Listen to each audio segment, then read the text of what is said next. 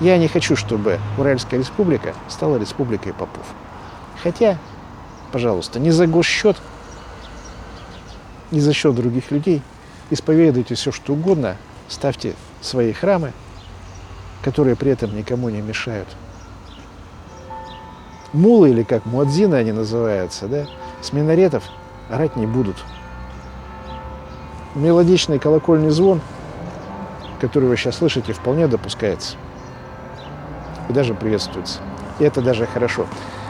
Это как раз положительное проявление наличия православных церквей со звонницами в городе Екатеринбурге, вот в таком уютном парке, который здесь находится. А плохие дела и грехи, они не смываются покаянием у попов.